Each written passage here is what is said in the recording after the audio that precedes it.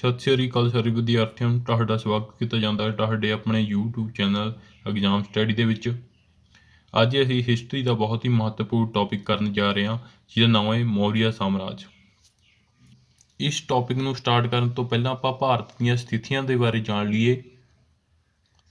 ਮੌਰੀਆ ਸਾਮਰਾਜ ਦੀ ਸਥਾਪਨਾ ਤੋਂ ਪਹਿਲਾਂ ਸਿਕੰਦਰ ਨੇ ਭਾਰਤ ਉੱਤੇ ਹਮਲਾ ਕੀਤਾ ਸੀ 226 ਈਸਾ ਪੂਰਵ ਦੇ ਵਿੱਚ।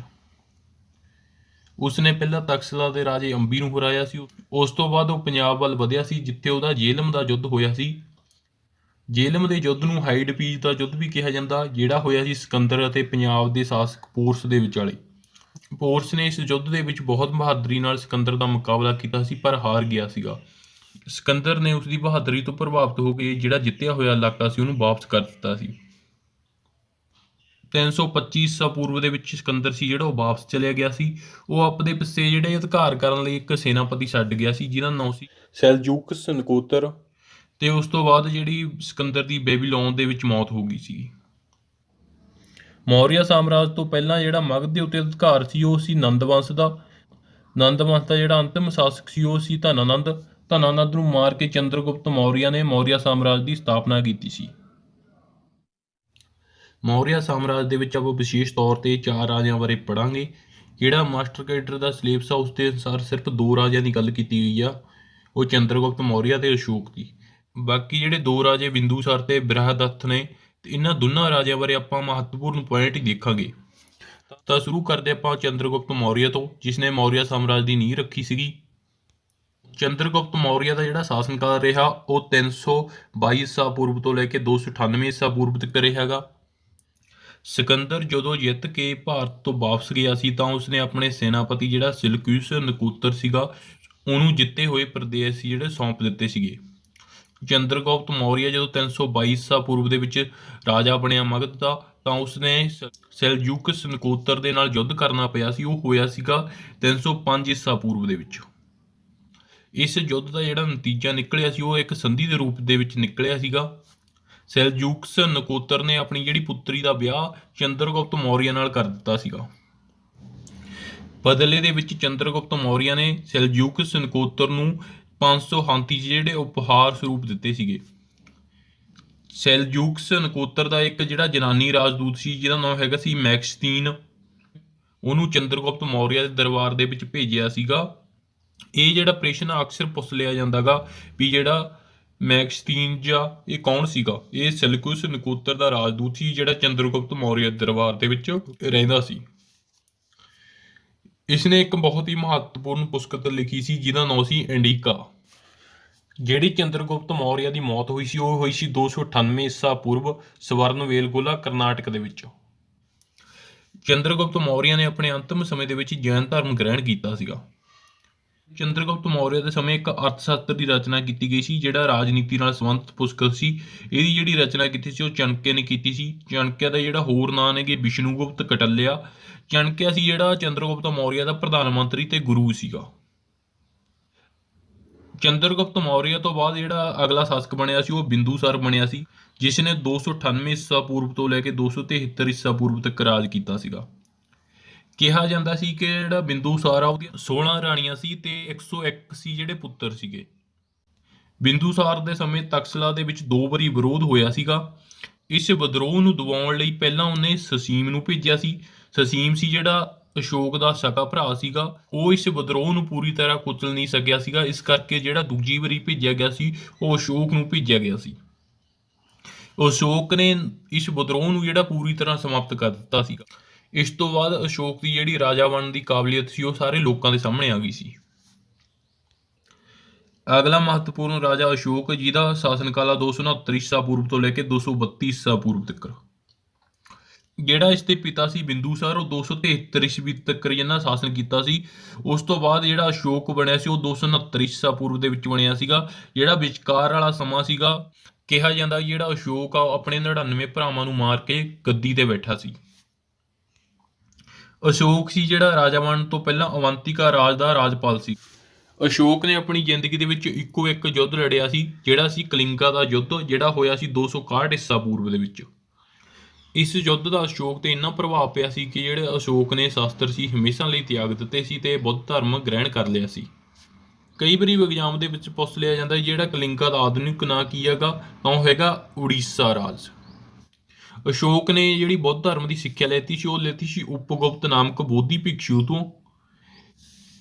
ਇਸ ਤੋਂ ਬਾਅਦ ਅਸ਼ੋਕ ਨੇ ਬੁੱਧ ਧਰਮ ਦਾ ਬਹੁਤ ਸਾਰਾ ਪ੍ਰਚਾਰ ਕੀਤਾ ਸੀ, ਜਿਸ ਦੇ ਪ੍ਰਚਾਰ ਲਈ ਉਸਨੇ ਆਪਣੇ ਪੁੱਤਰ ਮਹਿੰਦਰ ਅਤੇ ਪੁੱਤਰੀ ਸੰਘਮਿੱਤਰਾ ਨੂੰ ਸ਼੍ਰੀਲੰਕਾ ਦੇ ਵਿੱਚ ਭੇਜਿਆ ਸੀ। ਉਸ ਤੋਂ ਬਾਅਦ ਉਸਨੇ ਇਕੱਲੀ ਆਪਣੀ ਪੁੱਤਰੀ ਨੂੰ ਨੇਪਾਲ ਦੇ ਵਿੱਚ ਭੇਜਿਆ ਸੀ। ਇਹ ਵੀ ਤੁਸੀਂ ਧਿਆਨ ਦੇ ਵਿੱਚ ਰੱਖਣਾ। ਅੱਗੇ ਗੱਲ ਕਰਦੇ ਹਾਂ ਆਪਾਂ ਮੌਰੀਆ ਸਾਮਰਾਜ ਦੇ ਅੰਤਮ ਸ਼ਾਸਕ ਦੇ ਬਾਰੇ, ਬ੍ਰਿਹਦਰਥ। ਇਸ ਦੀ 184 ਈਸਾ ਪੂਰਵ ਦੇ ਵਿੱਚ ਇਹਦੇ ਆਪਣੇ ਸੈਨਾਪਤੀ ਜਿਹੜਾ ਪੁਸ਼ਯਮਿੱਤਰ ਸੁੰਗ ਸੀਗਾ, ਉਸਨੇ ਇਹਦੀ ਹੱਤਿਆ ਕਰ ਦਿੱਤੀ ਗਈ ਸੀ। ਉਸ ਤੋਂ ਬਾਅਦ ਸੁੰਗ ਵੰਸ਼ ਦੀ ਜਿਹੜੀ ਸਥਾਪਨਾ ਕੀਤੀ ਸੀ ਉਹ ਪੁਸ਼ਯਮਿੱਤਰ ਸੁੰਗ ਨੇ ਕੀਤੀ ਸੀ। ਅੱਗੇ ਆਪਾਂ ਮੌਰੀਆ ਸਾਮਰਾਜ ਦੇ ਸੈਨਿਕ ਪ੍ਰਬੰਧ, ਸ਼ਾਸਨ ਪ੍ਰਬੰਧ ਬਾਰੇ ਗੱਲ ਕਰ ਲੈਂਦੇ ਹਾਂ। ਜਿਹੜੀ ਮੌਰੀਆ ਸਾਮਰਾਜ ਦੇ ਵਿੱਚ ਕਲਾਕ੍ਰਿਤੀ ਹੋਈ ਸੀ ਬਹੁਤ ਜ਼ਿਆਦਾ ਮਹੱਤਵਪੂਰਨ ਆ। ਉਸ ਦੇ ਵਿੱਚ ਆਪਰੇਸ਼ਨ ਨੇ ਜਿਹੜੇ ਪੁੱਛੇ ਜਾ ਸਕਦੇ ਨੇ। ਮੌਰੀਆ ਰਾਜ ਪ੍ਰਬੰਧ। ਮੌਰੀਆ ਸਾਮਰਾਜ ਦੇ ਵਿੱਚ ਰਾਜੇ ਨੂੰ ਬਹੁਤ ਸਾਰੇ ਅਧਿਕਾਰ ਜਿਹੜੇ ਪ੍ਰਾਪਤ ਸੀ, ਉਸ ਨੂੰ ਸਰਵਉੱਚ ਮੰਨਿਆ ਜਾਂਦਾ ਸੀਗਾ। ਉਸ ਤੋਂ ਅਗਲਾ ਉਹਦਾ ਸੀਗਾ ਪ੍ਰਧਾਨ ਮੰਤਰੀ, ਤੇ ਚੰਦਰਗੁਪਤ ਮੌਰੀਆ ਦੇ ਸਮੇਂ ਜਿਹੜਾ ਪ੍ਰਧਾਨ ਮੰਤਰੀ ਹੋਇਆ ਸੀ ਉਹ ਹੋਇਆ ਸੀ ਕਟਲਿਆ, ਤੇ ਉਸ ਤੋਂ ਜਿਹੜੇ ਛੋਟੇ ਅਧਿਕਾਰੀ ਸੀਗੇ ਉਸ ਨੂੰ ਅਮਾਤਿਆ ਕਿਹਾ ਜਾਂਦਾ ਸੀ। ਇਹ ਪ੍ਰਸ਼ਾਸਨਿਕ ਅਧਿਕਾਰੀ ਹੁੰਦੇ ਸੀਗੇ। ਤੇ ਜਿਹੜਾ ਸਮਾਹਰਤਾ ਹੁੰਦੇ ਸੀ ਇਹ ਕਰ ਇਕੱਠਾ ਕਰਨ ਵਾਲੇ ਅਧਿਕਾਰੀ ਨੂੰ ਕਿਹਾ ਜਾਂਦਾ ਸੀ। ਜਿਹੜੇ ਸਨੀ ਧਾਤਾ ਹੁੰਦੇ ਸੀ ਇਹ ਮੁੱਖ ਖਜ਼ਾਨਚੀ ਹੁੰਦੇ ਸੀ ਮੌਰੀਆ ਸਾਮਰਾਜ ਦੇ ਸਮੇਂ। ਅੱਗੇ ਦੇਖਦੇ ਆਪਾਂ ਸੈਨਿਕ ਵਿਭਾਗ। ਸੈਨਿਕ ਵਿਭਾਗ ਦਾ ਜਿਹੜਾ ਮੁਖੀ ਹੁੰਦਾ ਸੀ ਉਹਨੂੰ ਸੈਨਾਪਤੀ ਕਿਹਾ ਜਾਂਦਾ ਸੀ। ਸੈਨਾ ਨੂੰ ਜਿਹੜਾ 4 ਭਾਗਾਂ ਦੇ ਵਿੱਚ ਵੰਡਿਆ ਜਾਂਦਾ ਸੀ, ਪੈਦਲ ਸੈਨਾ, ਹਾਥੀ ਸੈਨਾ, ਘੋੜਸਵਾਰ ਤੇ ਰੱਥ ਸੈਨਾ। ਮੌਰੀਆ ਸਾਮਰਾਜ ਦੇ ਸਮੇਂ ਜਿਹੜਾ ਗੁਪਤਚਰ ਵਿਭਾਗ ਸੀ ਉਸ ਨੂੰ 2 ਭਾਗਾਂ ਦੇ ਵਿੱਚ ਵੰਡਿਆ ਗਿਆ ਸੀ, ਸੰਸਥਾ ਤੇ ਸੰਚਾਰ। ਜਿਹੜੇ ਸੰਸਥਾ ਦੇ ਗੁਪਤਚਰ ਸੀ ਉਹ ਇੱਕ ਥਾਂ ਤੇ ਰਹਿ ਕੇ ਜਾਣਕਾਰੀ ਇਕੱਠੀ ਕਰਦੇ ਸੀ, ਤੇ ਜਿਹੜੇ ਸੰਚਾਰ ਦੇ ਗੁਪਤਚਰ ਸੀ ਉਹ ਥਾਂ-ਥਾਂ ਤੇ ਘੁੰਮ ਕੇ ਜਾਣਕਾਰੀ ਇਕੱਠੀ ਕਰਦੇ ਸੀ। ਮੌਰੀਆ ਸਾਮਰਾਜ ਸੀ ਜਿਹੜਾ ਉਹ 5 ਪ੍ਰਾਂਤਾਂ ਦੇ ਵਿੱਚ ਵੰਡਿਆ ਹੋਇਆ ਸੀਗਾ। ਇੱਥੋਂ ਪ੍ਰਸ਼ਨ ਪੁੱਛਿਆ ਜਾ ਸਕਦਾ ਕਿ ਮੌਰੀਆ ਸਾਮਰਾਜ ਜਿਹੜਾ ਕਿੰਨੇ ਪ੍ਰਾਂਤਾਂ ਦੇ ਵਿੱਚ ਵੰਡਿਆ ਗਿਆ ਸੀ, ਤਾਂ ਉਹ ਵੰਡਿਆ ਗਿਆ ਸੀ 5 ਪ੍ਰਾਂਤਾਂ ਦੇ ਵਿੱਚ। ਕਿਹੜੇ-ਕਿਹੜੇ ਸੀਗੇ? ਉੱਤਰੀ ਭਾਗ, ਦੱਖਣੀ ਭਾਗ, ਪੂਰਬੀ ਭਾਗ, ਅਵੰਤੀ ਤੇ ਕਲਿੰਗਾ। ਮੌਰੀਆ ਸਾਮਰਾਜ ਦੀ ਜਿਹੜੀ ਰਾਜਧਾਨੀ ਸੀ ਉਹ ਹੈਗੀ ਸੀ ਪਾਟਲੀਪੁੱਤਰ, ਜਿਹਦਾ ਆਧੁਨਿਕ ਨਾਂ ਗਾ ਪਟਨਾ। ਇਹਨਾਂ 5 ਪ੍ਰਾਂਤਾਂ ਦੀਆਂ ਵੱਖ-ਵੱਖ ਰਾਜਧਾਨੀਆਂ ਸੀਗੀਆਂ। ਇਹਨਾਂ ਦੇ ਵਿੱਚੋਂ ਤੁਸੀਂ 2 ਪ੍ਰਾਂਤਾਂ ਦੀਆਂ ਰਾਜਧਾਨੀਆਂ ਯਾਦ ਰੱਖਣੀਆਂ ਨੇ। ਅਵੰਤੀ ਦੀ ਰਾਜਧਾਨੀ ਸੀ ਉਜੈਨੀ ਤੇ ਕਲਿੰਗਾ ਦੀ ਰਾਜਧਾਨੀ ਸੀ ਤੋਸਲੀ। ਜੇਕਰ ਗੱਲ ਕਰੀਏ ਆਪਾਂ ਮੌਰੀਆ ਸਾਮਰਾਜ ਦੇ ਸਮਾਜਿਕ ਜੀਵਨ ਬਾਰੇ, ਤਾਂ ਉਸ ਸਮੇਂ ਜਿਹੜਾ ਸਮਾਜ ਸੀਗਾ ਕਟਲਿਆ ਦੇ ਅਨੁਸਾਰ 4 ਵਰਗਾਂ ਦੇ ਵਿੱਚ ਵੰਡਿਆ ਹੋਇਆ ਸੀ, ਬ੍ਰਾਹਮਣ, ਖੱਤਰੀ, ਵੈश्य, ਸ਼ੂਦਰ। ਇਸ ਤੋਂ ਇਲਾਵਾ ਚੰਦਰਗੁਪਤ ਮੌਰੀਆ ਦੇ ਜਿਹੜਾ ਦਰਬਾਰ ਦੇ ਵਿੱਚ ਯੂਨਾਨੀ ਰਾਜਦੂਤ ਸੀਗਾ ਮੈਕਸਤੀਨ, ਉਹਨੇ ਕੰਮ ਦੇ ਆਧਾਰ ਤੇ ਸਮਾਜ ਨੂੰ 7 ਭਾਗਾਂ ਦੇ ਵਿੱਚ ਵੰਡਿਆ ਸੀ। ਇਹ ਪ੍ਰਸ਼ਨ ਪੁੱਛਿਆ ਜਾ ਸਕਦਾ ਕਿ ਮੈਕਸਤੀਨ ਨੇ ਕੰਮ ਦੇ ਆਧਾਰ ਤੇ ਸਮਾਜ ਨੂੰ ਕਿੰਨੇ ਭਾਗਾਂ ਦੇ ਵਿੱਚ ਵੰਡਿਆ ਸੀ, ਤਾਂ ਉਹ ਵੰਡਿਆ ਸੀ 7 ਭਾਗਾਂ ਦੇ ਵਿੱਚ। ਅੱਗੇ ਦੇਖਦੇ ਆਪਾਂ ਮੌਰੀਆ ਕਾਲ ਦੇ ਸਮੇਂ ਜਿਹੜਾ ਆਰਥਿਕ ਜੀਵਨ ਕਿਵੇਂ ਦਾ ਸੀ। ਤਾਂ ਜਿਹੜੇ ਉੱਥੇ ਦੇ ਲੋਕ ਸੀ ਉਹਨਾਂ ਦਾ ਮੁੱਖ ਕਿੱਤਾ ਖੇਤੀਬਾੜੀ ਸੀ, ਤੇ ਸਭ ਤੋਂ ਜਿਹੜਾ ਪ੍ਰਮੁੱਖ ਉਦਯੋਗ ਸੀ ਉਹ ਸੀ ਕੱਪੜਾ ਉਦਯੋਗ। ਜਿਹੜਾ ਲੋਕਾਂ ਤੋਂ ਟੈਕਸ ਲਿਆ ਜਾਂਦਾ ਸੀ ਉਹ ਉਪਜ ਦਾ 1/6 ਹਿੱਸਾ ਲਿਆ ਜਾਂਦਾ ਸੀ। ਅੱਗੇ ਗੱਲ ਕਰਦੇ ਆਪਾਂ ਮੌਰੀਆ ਸਾਮਰਾਜ ਦੇ ਕਲਾ ਤੇ ਭਵਨ ਨਿਰਮਾਣ ਕਲਾ ਦੇ ਬਾਰੇ। ਇਸ ਦੇ ਵਿੱਚੋਂ ਜਿਹੜੇ ਮੈਕਸੀਮਮ ਆਪਰੇਸ਼ਨ ਨੇ ਉਹ ਪੁੱਛੇ ਜਾਂਦੇ ਨੇ। ਇਹ ਜ਼ਿਆਦਾਤਰ ਜਿਹੜੇ ਸੰਬੰਧਿਤ ਨੇ ਉਹ ਅਸ਼ੋਕ ਦੇ ਨਾਲ ਨੇਗੇ। ਅਸ਼ੋਕ ਨਾਲ ਸੰਬੰਧਿਤ ਬਹੁਤ ਸਾਰੇ ਸ਼ਿਲਾਲੇਖ, ਸਤੰਭ ਅਤੇ ਸਤੂਪ ਮਿਲਦੇ ਨੇ ਆਪਾਂ ਨੂੰ। ਤਾਂ ਆਪਾਂ ਦੇਖਦੇ ਹਾਂ ਜਿਹੜੇ ਸ਼ਿਲਾਲੇਖਾਂ ਦੀ ਜਿਹੜੀ ਸੰਖਿਆ ਗੀ ਅਸ਼ੋਕ ਦੁਆਰਾ ਬਣਾਏ ਗਏ ਨੇ ਉਹਨਾਂ ਦੀ ਸੰਖਿਆ ਸੀ ਜਿਹੜੀ 14 ਗੀ। ਇਸ ਦੇ ਵਿੱਚੋਂ ਆਪਾਂ ਮਹੱਤਵਪੂਰਨ ਸ਼ਿਲਾਲੇਖਾਂ ਨੂੰ ਦੇਖਾਂਗੇ ਵੀ ਕਿਸ ਤੋਂ ਆਪਾਂ ਨੂੰ ਕੀ ਜਾਣਕਾਰੀ ਮਿਲਦੀ ਹੈਗੀ। ਪਹਿਲਾ ਸ਼ਿਲਾਲੇਖ, ਇਸ ਦੇ ਉੱਪਰ ਪਸ਼ੂ ਬਲੀ ਦੀ ਨਿੰਦਿਆ ਕੀਤੀ ਗਈ ਆ। ਇਹ ਤੋਂ ਅਗਲਾ ਮਹੱਤਵਪੂਰਨ ਸ਼ਿਲਾਲੇਖ ਹੈਗਾ ਚੌਥਾ ਸ਼ਿਲਾਲੇਖ। ਇਸ ਤੋਂ ਸਾਨੂੰ ਜਾਣਕਾਰੀ ਮਿਲਦੀ ਹੈ ਕਿ ਜਿਹੜਾ ਸ਼ਾਸਤਰ ਦੇ ਜ਼ੋਰ ਤੇ ਸ਼ਾਸਨ ਛੱਡ ਕੇ ਧਰਮ ਆਧਾਰਿਤ ਸ਼ਾਸਨ ਆ ਜਿਹੜਾ ਕਰਨਾ ਚਾਹੀਦਾ ਹੈਗਾ। ਪੰਜਵਾਂ ਸ਼ਿਲਾਲੇਖ ਹੈਗਾ। ਇਸ ਤੋਂ ਸਾਨੂੰ ਜਾਣਕਾਰੀ ਜਿਹੜੀ ਪ੍ਰਾਪਤ ਹੁੰਦੀ ਹੈ ਕਿ ਅਸ਼ੋਕ ਨੇ ਬੁੱਧ ਧਰਮ ਦੇ ਪ੍ਰਚਾਰ ਲਈ ਧਰਮ ਮਹਾਮਾਤਿਆ ਦੀ ਨਿਯੁਕਤੀ ਕੀਤੀ ਸੀ, ਜਿਹੜੇ ਕਿ ਥਾਂ-ਥਾਂ ਤੇ ਘੁੰਮ ਕੇ ਬੁੱਧ ਧਰਮ ਦਾ ਪ੍ਰਚਾਰ ਕਰਦੇ ਸੀ। ਅਗਲਾ 7ਵਾਂ ਤੇ 8ਵਾਂ ਸ਼ਿਲਾਲੇਖ। ਇਸ ਤੋਂ ਸਾਨੂੰ ਅਸ਼ੋਕ ਦੁਆਰਾ ਕੀਤੀਆਂ ਗਈਆਂ ਧਾਰਮਿਕ ਯਾਤਰਾ ਦੇ ਬਾਰੇ ਜਾਣਕਾਰੀ ਮਿਲਦੀ ਆ। ਕਿਹੜੀਆਂ-ਕਿਹੜੀਆਂ ਯਾਤਰਾ ਸੀ? ਪਹਿਲੀ ਯਾਤਰਾ ਕੀਤੀ ਸੀ ਉਹਨਾਂ ਨੇ ਬੋਧ ਗਿਆ, ਜਿੱਥੇ ਮਹਾਤਮਾ ਬੁੱਧ ਨੂੰ ਗਿਆਨ ਦੀ ਪ੍ਰਾਪਤੀ ਹੋਈ ਸੀਗੀ। ਦੂਜੀ ਜਿਹੜੀ ਯਾਤਰਾ ਕੀਤੀ ਸੀ ਉਹ ਕੀਤੀ ਸੀ ਕੁਸ਼ੀਨਗਰ, ਜਿੱਥੇ ਮਹਾਤਮਾ ਬੁੱਧ ਦੀ ਮੌਤ ਹੋ ਗਈ ਸੀ। ਤੀਜੀ ਜਿਹੜੀ ਯਾਤਰਾ ਕੀਤੀ ਸੀ ਉਹ ਕੀਤੀ ਸੀ ਲੁੰਬਣੀ, ਜਿੱਥੇ ਮਹਾਤਮਾ ਬੁੱਧ ਦਾ ਜਨਮ ਹੋਇਆ ਸੀ। ਅਸ਼ੋਕ ਨੇ ਜਿਹੜੀ ਅੰਤਿਮ ਤੀਰਥ ਯਾਤਰਾ ਕੀਤੀ ਸੀ ਉਹ ਕੀਤੀ ਸੀ ਸ਼ਰਾਵਸਤੀ, ਕੌਸ਼ਲ ਦੇ ਵਿੱਚ, ਜਿੱਥੇ ਮਹਾਤਮਾ ਬੁੱਧ ਨੇ ਸਭ ਤੋਂ ਵੱਧ ਉਪਦੇਸ਼ ਦਿੱਤੇ ਸੀ। ਲਾਸਟ ਤੇ ਆਪਣਾ ਸਭ ਤੋਂ ਮਹੱਤਵਪੂਰਨ ਸ਼ਿਲਾਲੇਖ ਹੈਗਾ 13ਵਾਂ ਸ਼ਿਲਾਲੇਖ। ਇਸ ਤੋਂ ਸਾਨੂੰ ਕਲਿੰਗਾ ਯੁੱਧ ਦਾ ਵੇਰਵਾ ਮਿਲਦਾ ਗਾ। ਇਸ ਤੋਂ ਪਤਾ ਲੱਗਦਾ ਕਿ ਅਸ਼ੋਕ ਨੇ ਕਲਿੰਗਾ ਯੁੱਧ ਤੋਂ ਬਾਅਦ ਜਿਹੜਾ ਸ਼ਸਤਰ ਸੀ ਉਹ ਪੂਰੀ ਤਰ੍ਹਾਂ ਤਿਆਗ ਦਿੱਤੇ ਸੀ। ਅੱਗੇ ਜਿਹੜਾ ਸ਼ਿਲਾਲੇਖਾਂ ਦੇ ਕਿਹੜੀ ਲਿਪੀ ਦੀ ਵਰਤੋਂ ਕੀਤੀ ਗਈ ਆ ਤੇ ਕਿਸ ਦੁਆਰਾ ਇਹਨੂੰ ਪੜ੍ਹਿਆ ਗਿਆ ਸੀ ਸ਼ਿਲਾਲੇਖਾਂ ਨੂੰ। ਜਿਹੜੀ ਪਹਿਲੀ ਵਾਰੀ ਸ਼ਿਲਾਲੇਖ ਨੂੰ ਪੜ੍ਹਿਆ ਗਿਆ ਸੀ ਉਹ ਪੜ੍ਹਿਆ ਸੀ ਜੇਮਸ ਪ੍ਰਿੰਸ ਨੇ 1837 ਈਸਵੀ ਦੇ ਵਿੱਚ। ਸ਼ਿਲਾਲੇਖਾਂ ਦੀ ਜਿਹੜੀ ਲਿਪੀ ਸੀ ਉਹ ਸੀ ਬ੍ਰਹਮੀ, ਖਰੋਸ਼ਟੀ ਲਿਪੀ ਤੇ ਗ੍ਰੀਕ ਲਿਪੀ। ਇਹ ਵੀ ਤੁਸੀਂ ਧਿਆਨ ਦੇ ਵਿੱਚ ਰੱਖਣਾ। ਜਿਹੜੀ ਬ੍ਰਹਮੀ ਲਿਪੀ ਦੀ ਵਿਸ਼ੇਸ਼ਤਾ ਸੀ ਉਹ ਖੱਬੇ ਤੋਂ ਸੱਜੇ ਲਿਖੀ ਜਾਂਦੀ ਸੀ ਤੇ ਜਿਹੜੀ ਖਰੋਸ਼ਟੀ ਲਿਪੀ ਸੀ ਉਹ ਸੱਜੇ ਤੋਂ ਖੱਬੇ ਲਿਖੀ ਜਾਂਦੀ ਸੀ। ਇਹ ਵਿਸ਼ੇਸ਼ਤਾ ਨੇ ਜਿਹੜੀਆਂ ਐਗਜ਼ਾਮ ਦੇ ਵਿੱਚ ਪੁੱਛੀਆਂ ਜਾ ਸਕਦੀਆਂ, ਧਿਆਨ ਦੇ ਵਿੱਚ ਰੱਖਣਾ। ਤੇ ਜਿਹੜਾ ਸ਼ਿਲਾਲੇਖਾਂ ਨੂੰ ਕਿਹਨੇ ਪੜ੍ਹਿਆ ਇਹ ਸਾਰਿਆਂ ਨਾਲੋਂ ਜ਼ਿਆਦਾ ਇੰਪੋਰਟੈਂਟ ਆ। ਜੇਕਰ ਪੁੱਛਿਆ ਜਾਵੇ ਸਭ ਤੋਂ ਜ਼ਿਆਦਾ ਸ਼ਿਲਾਲੇਖਾਂ ਤੇ ਕਿਸ ਲਿਪੀ ਦੀ ਵਰਤੋਂ ਕੀਤੀ ਗਈ ਹੈ ਤਾਂ ਉਹ ਕੀਤੀ ਗਈ ਹੈ ਬ੍ਰਹਮੀ ਲਿਪੀ ਦੀ। ਅੱਗੇ ਗੱਲ ਕਰਦੇ ਹਾਂ ਅਸ਼ੋਕ ਦੁਆਰਾ ਬਣਾਏ ਗਏ ਸਤੰਭਾਂ ਦੇ ਬਾਰੇ। ਜਿਹੜੀ ਸਤੰਭਾਂ ਦੀ ਸੰਖਿਆ ਸੀ ਉਹ 7 ਸੀਗੀ।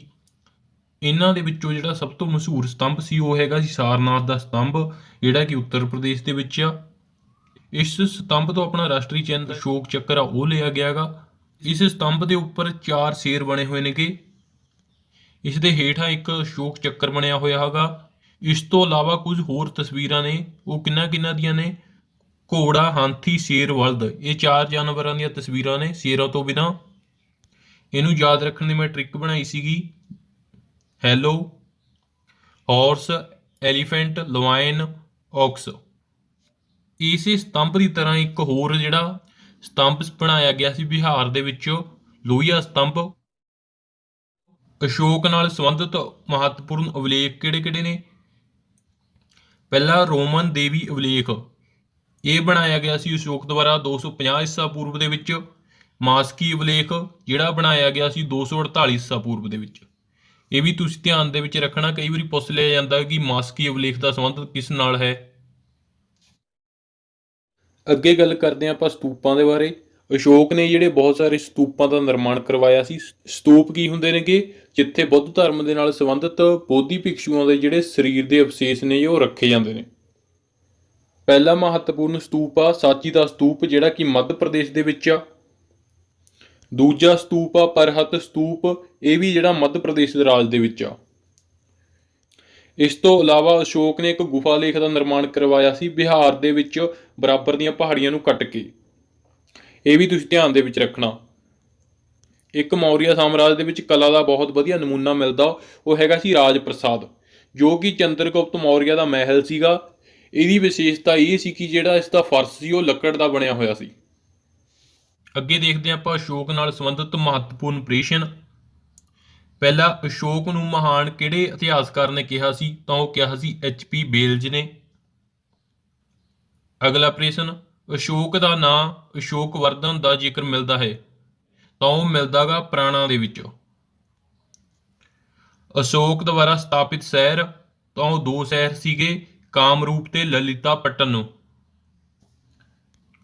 ਅਸ਼ੋਕ ਦਾ ਇੱਕ ਬਹੁਤ ਹੀ ਪ੍ਰਸਿੱਧ ਨਾਂ ਹੋਇਆਗਾ ਪ੍ਰਿਯਦਰਸ਼ੀ। ਇਹ ਵੀ ਤੁਸੀਂ ਧਿਆਨ ਦੇ ਵਿੱਚ ਰੱਖਣਾ।